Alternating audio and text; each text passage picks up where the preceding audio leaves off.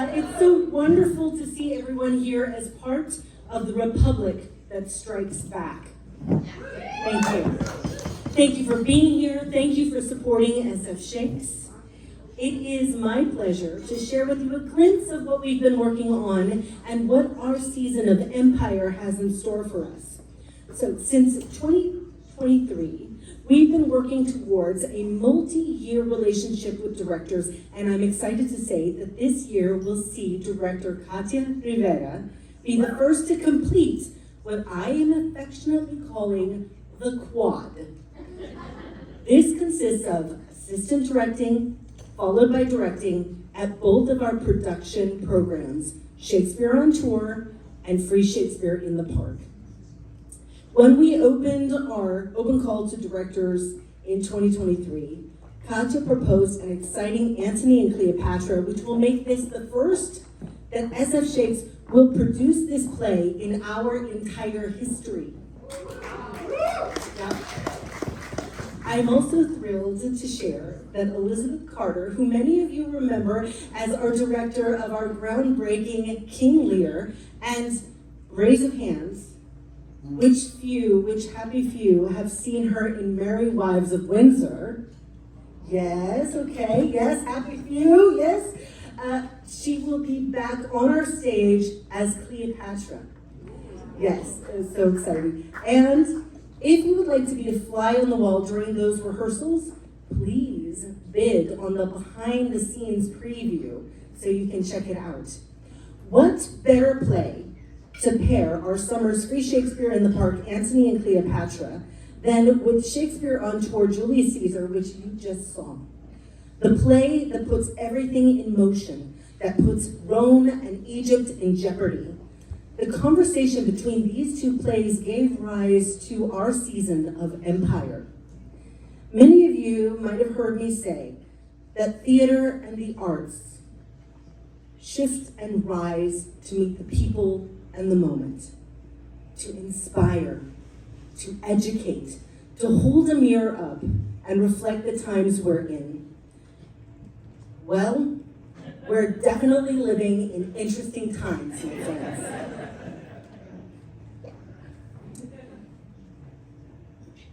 It's like it's 1599 again.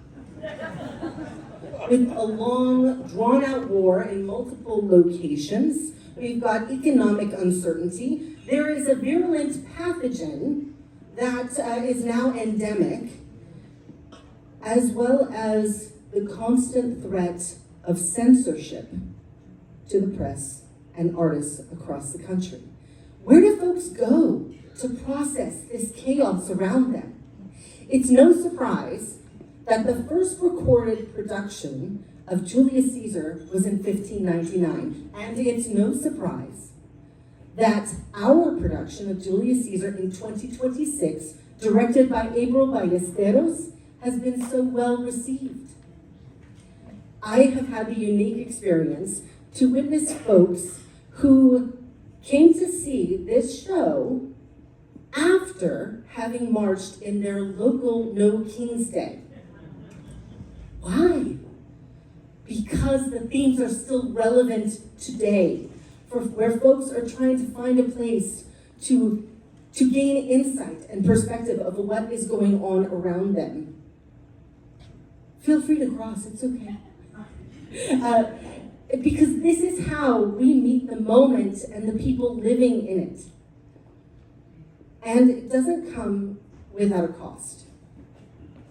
And I'm not talking about financial, although we will get to that. This last week, we saw the Florida governor sign a bill that eliminates the promotion of diversity, equity, and inclusion. Rhetoric that we're hearing echoing throughout our nation. We are witnessing trans rights being stripped away state by state. The federal arts programs, I have to read this because this is ridiculous. They are also echoing this harmful rhetoric requiring us to set aside our beliefs so that we, again, I'm reading this so you know that I'm not making this up, that we do not operate any programs promoting diversity, equity, and inclusion, or to promote gender ideology. These rollbacks affect every single person in this room and every single program at SF Shakes that we hold dear. From Shakespeare for All Neighbors, Shakespeare's Heartbeat, from our blossoming campers, rising interns, teaching artists, production staff, and the audiences around the Bay Area. These rollbacks are meant to silence us, to make us comply so that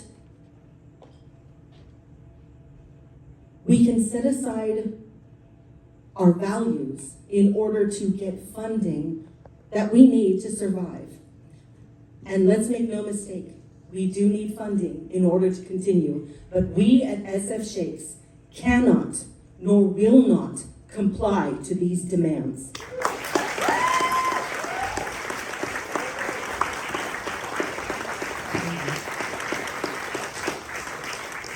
We owe it to the people in all our programs that we serve to stay strong and to continue to hold places for gathering, reflection, and solidarity.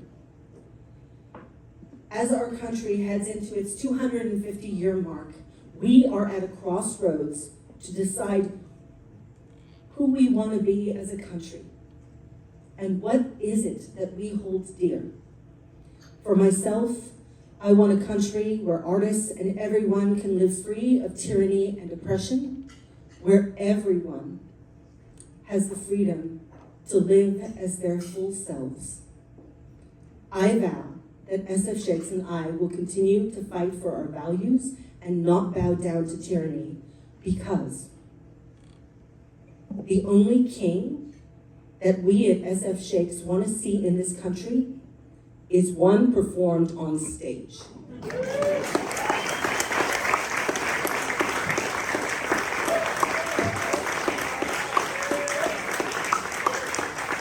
Thank you all again very much for being here. I hope that you continue to stand with us and extend your support this evening. I would like to pass this microphone over to Aaron and Evan, who will tell us all how we can all be a part of the republic that strikes back. Thank you.